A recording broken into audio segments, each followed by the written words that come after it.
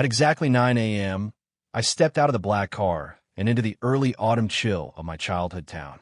The church looked the same: white clapboard siding, stained glass windows, and a steeple that had once seemed to touch the sky.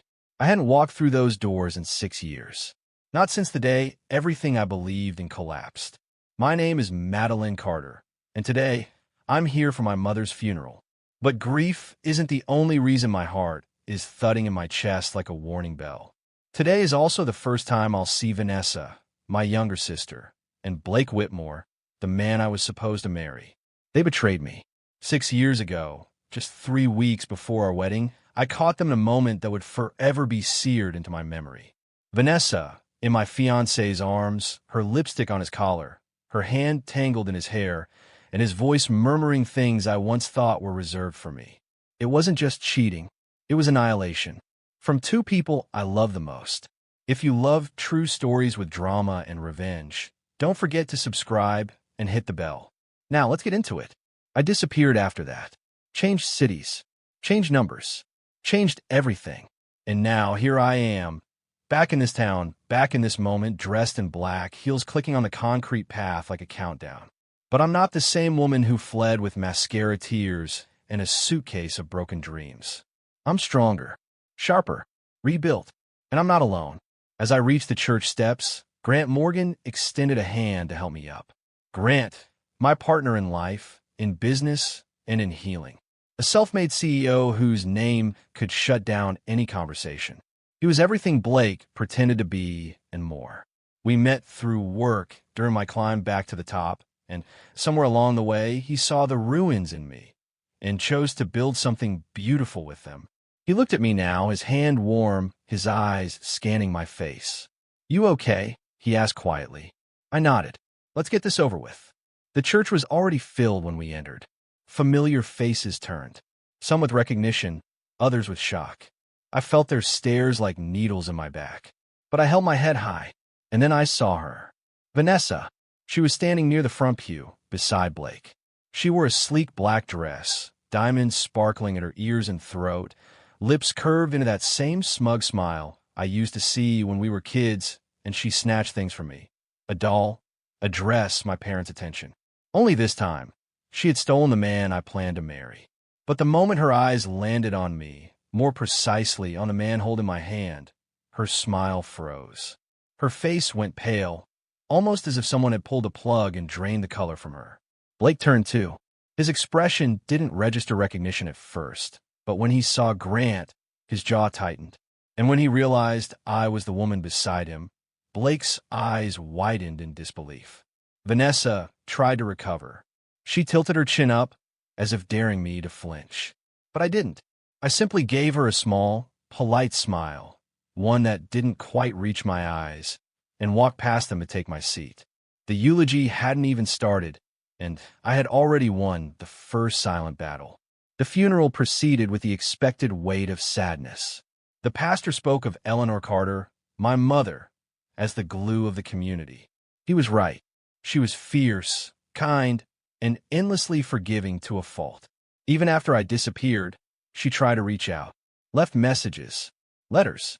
I answered only one, last month, when I learned her cancer had returned. It was too late to mend much, but we had one beautiful, tear-filled phone call. She said she missed her strong girl. That was me, not the broken bride, but the woman who rose from betrayal with fire in her blood and steel in her spine. After the service, guests began lining up to offer condolences. Grant stepped aside so I could have space. I could feel Blake and Vanessa inching closer, their presence like static electricity behind me. And then I heard her voice. "Madeline," Vanessa said, trying to sound casual. "It's been so long." I turned. Up close, I could see it, the tightness in her jaw, the panic in her mascaraed eyes. She wasn't expecting this version of me. She was ready for the shattered one, the one who cried in silence. "Vanessa," I said with calm ice. "Blake." He nodded awkwardly. "Sorry for your loss." I smiled. "Thank you. My husband and I were just talking about how much Mom meant to us." Vanessa blinked. "Your husband?" I leaned ever so slightly toward Grant, who had returned by my side. "Yes, Grant Morgan. You might have heard of him. Blake paled. Vanessa laughed, hollow and forced. Of course. Grant's in tech, right? In many things, Grant said smoothly, extending his hand. Pleasure to meet you, Blake. I've heard your name before. It was a lie. He hadn't. But the undertone was clear. You're not significant enough for me to remember. The conversation died there. Vanessa didn't say anything else. Her lips parted, but no sound came. She stood still, eyes darting between Grant and me, as if trying to compute the equation of how the woman she once stepped on was now standing taller than ever. She looked like she might cry or scream, and all I felt was peace. 6 years ago, she stole my fiancé. Today, I introduced her to my husband, the man she could never compete with. The reception after the funeral was held at a quiet hall just behind the church, the same place where my mother used to host charity bake sales and holiday dinners. It was full of whispers, people catching up, exchanging condolences, passing around platters of finger sandwiches. But beneath the surface, there was something else. Tension. I could feel it like a wire stretched too tight, ready to snap. Vanessa hadn't spoken to me since the brief moment by the pew, but I caught her looking at me again and again. From across the room, from behind her wine glass, from beside Blake, who stood stiff and awkward like a man trying not to drown in his own suit. I didn't flinch. Instead, I stayed by Grant, whose presence was as steady as ever. He spoke politely with the guests who knew my mother, accepting their kind words like a true gentleman. He didn't need to prove anything, and that, more than anything, made him undeniable. He's different, whispered one woman I vaguely recognized from high school. In a good way. Oh, very different, I said with a light smile. And yes, very good. Vanessa was circling closer. I could feel her presence before I even saw her. I took a sip of coffee, calmly waiting, and then, like a storm cloud in heels, she appeared beside me again. You look well, she said. I turned toward her slowly. Thank you. I am. She tried to smile. It looked painful. It's been a rough year. Blake's company's had a few bumps. I tilted my head. Really? That's surprising. Last I heard, he was on track to expand. Vanessa's smile wobbled. There were some bad investments. Partners bailed. Lawsuits. She paused, fishing for sympathy. I didn't bite. I'm sorry to hear that. I said simply, my voice flat but polite. Then Grant walked over, gently placing a hand at the small of my back. You all right, sweetheart? The word made Vanessa flinch. Yes, I said, glancing at her. We were just catching up. Vanessa took a breath, as if preparing for war. So how did you two meet? The moment was too perfect. I looked at Grant, and he let me answer. Through work, I said. After Blake, I left the city, started fresh. I was consulting for a firm that Grant's company eventually acquired. Eventually, she asked. I smiled. Within 6 months, Grant made me VP of brand strategy. A year later, we co-founded a startup together. It got acquired for 8 figures. Now, I'm chief creative officer in his global expansion firm. Vanessa blinked. Madeline's brilliant, Grant said, his voice soft but proud. Everything she touches turns into something worth more. Blake had joined her now, standing silently like he wished he could disappear. The man I once cried over looked smaller than I remembered, grayer, heavier, less sure of himself. Congratulations, he said, but his eyes were fixed on Grant. You've done well. So has she, Grant said. Vanessa's throat moved as she swallowed. I had no idea you were still in this line of work. I shrugged. There's a lot you didn't know, Vanessa. You never stayed around long enough to find out. She flushed. Blake looked away. There was a pause, an uncomfortable silence. And then Grant's phone buzzed. He excused himself to take the call, and I was left alone with the 2 ghosts of my past. Vanessa's mask cracked for just a second. Why didn't you ever reach out? She asked, almost a whisper. I met her eyes. Why would I? Because I didn't mean for it to happen like that. Didn't mean to sleep with my fiancé. I asked coldly. Didn't mean for me to walk in and see the 2 of you. Didn't mean to ignore every message I sent for months after. Her voice broke. I was in a bad place. No, I said. I was in a bad place. You were in my place. She looked like she might cry, but I didn't care. I had spent enough years crying for both of us. And that's when Grant returned, sliding his arm around my waist like it belonged there. "Everything all right?" he asked, reading my expression in an instant. "Perfect," I said. "We were just finishing." Vanessa stepped back, defeated. Blake gave me one last glance, and for a brief, flickering moment, I saw regret. Not for what he'd done, but for what he had lost. They thought they buried me 6 years ago, but today they saw the truth. I hadn't just survived. I had risen. It happened 6 years ago, but the memory still burns, vivid and raw. It was a Thursday afternoon. I remember because it was supposed to be our cake tasting. Blake and I had an appointment at 4 p.m. sharp, something we'd talked about for weeks. But at 2:15, he called and told me he had an unexpected investor meeting and couldn't make it. "Go ahead without me," he said breezily. "Take your sister. She knows my preferences." I remember laughing. "Vanessa? Are you sure?"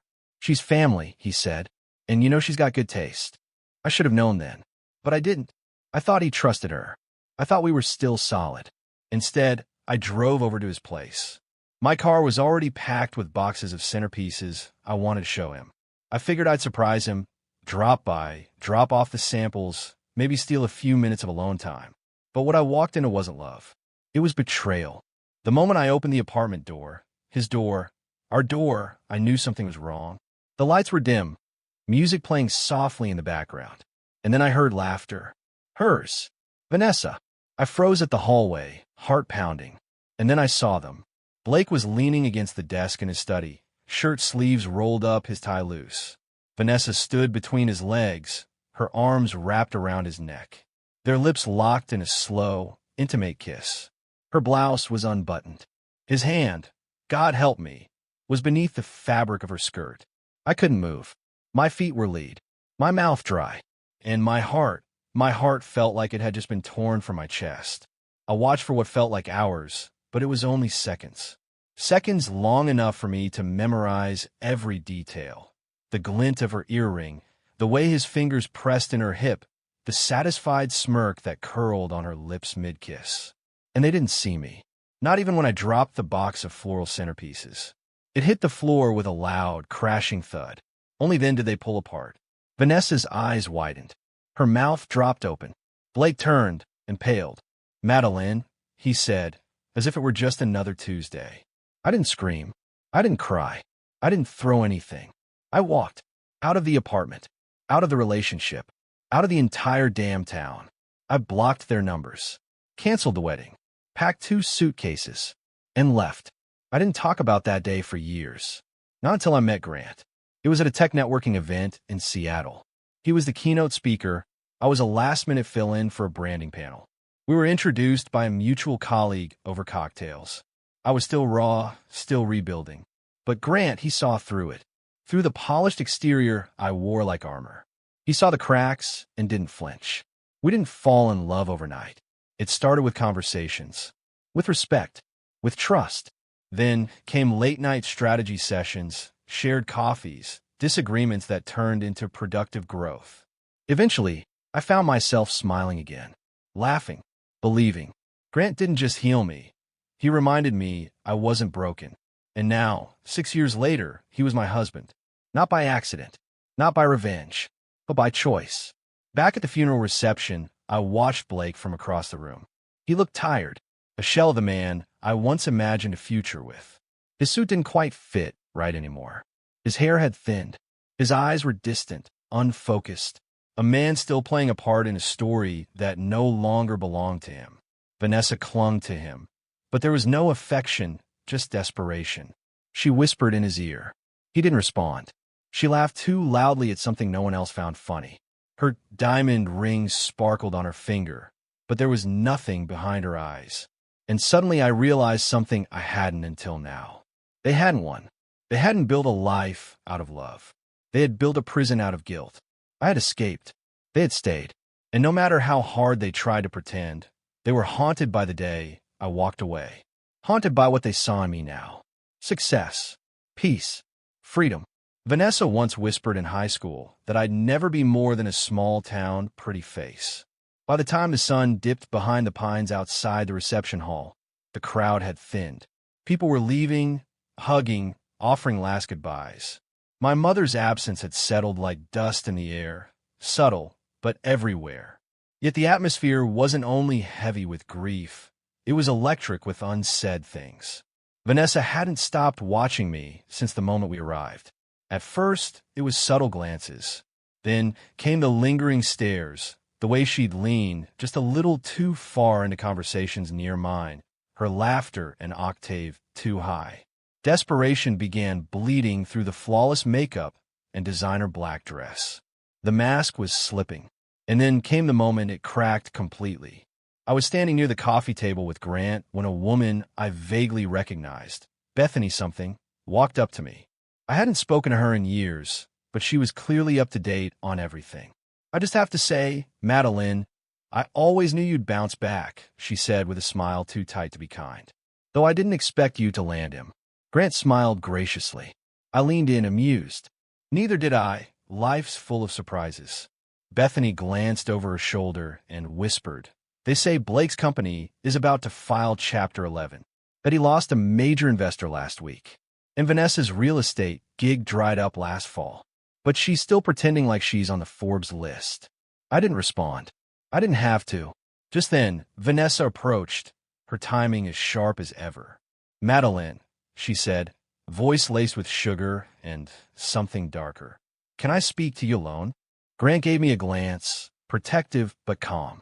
"I'll be fine," I told him gently, touching his arm. We stepped outside. The air was cooler now. A breeze pulled at our hair. The church parking lot was half empty, just a few taillights blinking in the distance. For a second, we stood in silence. Then Vanessa exhaled, long and shaky. "This isn't how I thought it would feel," she said. I raised an eyebrow. "How it would feel?" "Seeing you again," she admitted. "Seeing you like this. With him. Happy." She flinched. "Successful. Powerful. Forgiven." I crossed my arms. "Vanessa, I didn't come back for revenge. I came back for Mom. Don't twist this into some competition. You had your chance to build a life." Her voice cracked. "I thought Blake loved me." I stared at her, stunned. "He doesn't." She shook her head slowly. "He loved being wanted, being chosen. I was just convenient."